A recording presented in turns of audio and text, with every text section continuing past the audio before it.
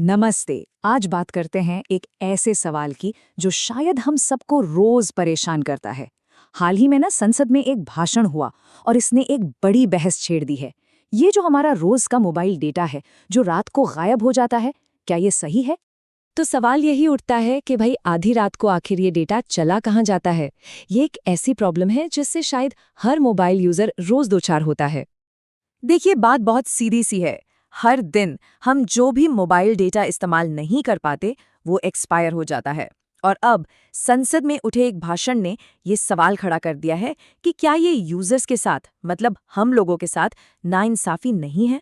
तो चलिए इस पूरे मामले को थोड़ा और गहराई से समझते हैं। सबसे पहला सवाल तो यही है, ये रोज का डेटा वाला चक्कर। हम पैसे तो पूरे देते हैं, पर क्या ये डेटा सच में हमारा है? ये तो हम सब जानते ही हैं, है ना?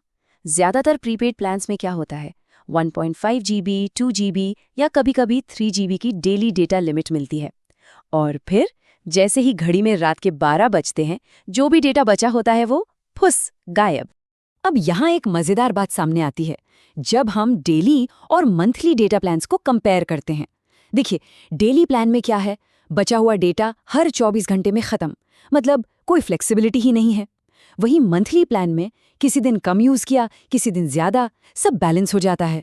तो फिर सवाल ये उठता है कि टेलीकॉम कंपनियां डेली प्लान्स पर इतना जोर क्यों देती हैं?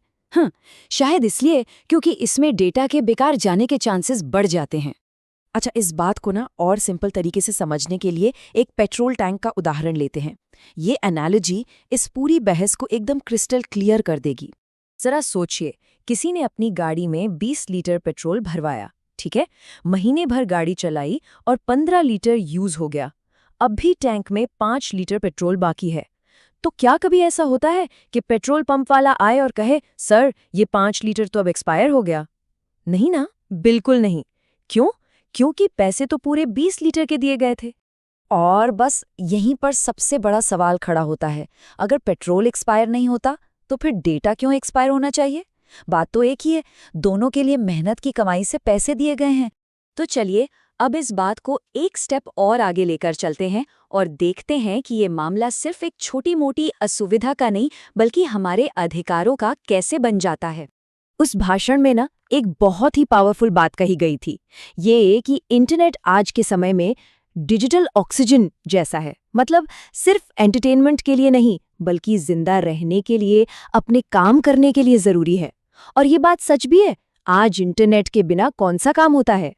तो अब ये मुद्दा सिर्फ डेटा का नहीं रह जाता है। जब कोई चीज इतनी जरूरी हो जाए, इतनी एसेंशियल हो जाए, तो फिर मेहनत के पैसे से खरीदे गए डेटा का यूं ही एक्सपायर हो जाना सीधे सीधे एक बेसिक कंज्यूमर राइट यानी उपभोक्ता अधिकार का सवाल बन जाता है। तो ठीक है, प्रॉब्लम तो समझ आ गई, पर इसका सल्यूशन क्या है? तो इसी भाषण में बदलाव के लिए 3 डिमांड्स रखी गईं, जो एक बिल्कुल नए सिस्टम का आइडिया देती हैं। तो ये 3 मेन डिमांड्स हैं।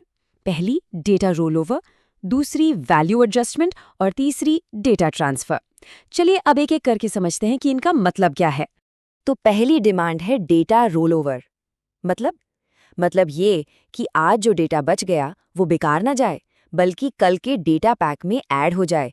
कितना सिंपल और सीधा सा सल्यूशन है ना? अच्छा, दूसरी डिमांड इससे भी एक कदम आगे की है, वैल्यू एडजस्टमेंट। इसका मतलब यह है कि अगर महीने के आखिर में किसी का बहुत सारा डेटा बच जाता है तो उसकी जो भी वैल्यू बनती है उसके बराबर का डिस्काउंट अगले रिचार्ज पर मिलना चाहिए। इसको समझाने के लिए बिजली के बिल का उदाहरण दिया गया जो बिल्कुल फिट बैठता है। जैसे बिजली के बिल में हम सिर्फ उतनी ही यूनिट्स का पैसा देते हैं जितनी हम यूज करते हैं, है ना? तो वही लॉजिक यहाँ भी लगना चाहिए, जितना डेटा यूज किया पैसा भी उतना ही लगे। और फिर आती है तीसरी डिमांड, डेटा ट्रांसफर। ये आइडिया कहता है कि यूजर्स को ये ऑप्शन मिलना चाहिए कि वो अपना बचा हुआ डेटा अपने दोस्तों या फैमिली में किसी को ट्रांसफर कर सकें।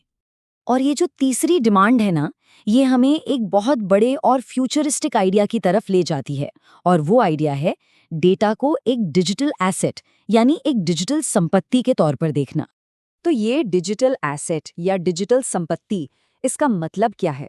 इसका मतलब ये है कि डेटा को एक ऐसी चीज माना जाए जिसे हमने खरीदा है और हम ही उसके मालिक हैं, बिल्कुल पैसे की तरह।